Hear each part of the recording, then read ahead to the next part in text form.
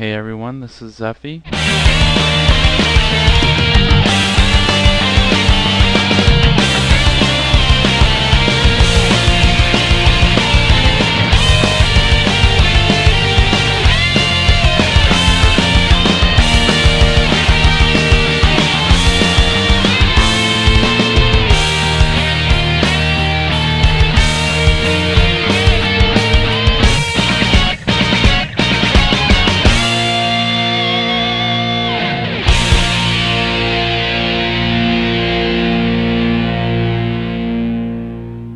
Hey everybody, it's Zeffy back again for another weekly Kingdom Hearts card review on week 20 now. Little problem, I was going to start my tri-weekly card review on last Friday. Unfortunately, I didn't get around to doing it.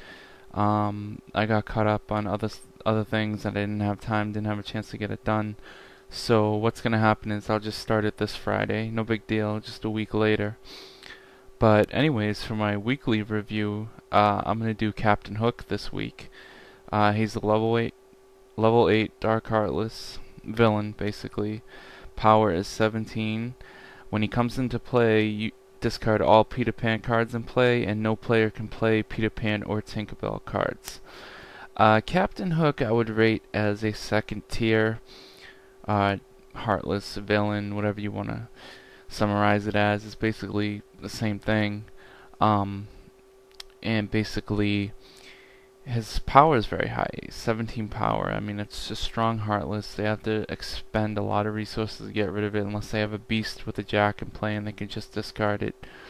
Other than that, they really have to expend a lot to get rid of it. Even if they have an Oblivion with a Sora that's 15, they're still going to have to throw a friend in there to get rid of it. So they're really losing a couple cards, possibly more, depending on the situation and circumstance.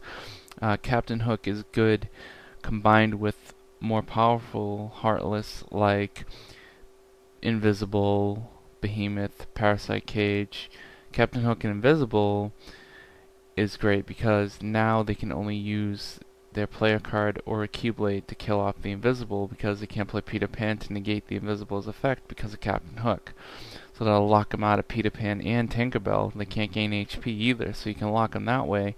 And then they're forced to escape and lose more HP, and if you're hitting them with the Soul Eater, and even if you're not hitting them with the Soul Eater, you're still going to be screwing them over, and they're going to be stuck.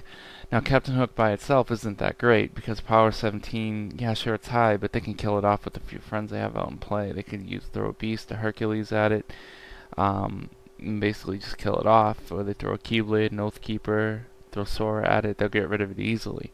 I've seen it happen too many times. So it's good combined with something else. You combine it with an Invisible, a Parasite Cage, a Behemoth. They can have a lot to deal with. Even if they kill off the Behemoth, you know, they have to throw every friend at it. Captain Hook will still be sitting there pretty. Or even if they kill the Captain Hook, they're going to be using a lot to kill 17 power. And then they're going to still have to deal with the Behemoth after. And they may not have enough to kill it.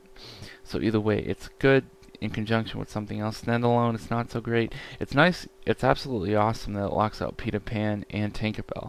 That's going to be helpful, so you can, you know, again, play it with Invisible, play it with the Xeneon even, and just lock out, you know, basically their friends and their ability to play certain cards so that they cannot advance to the next world.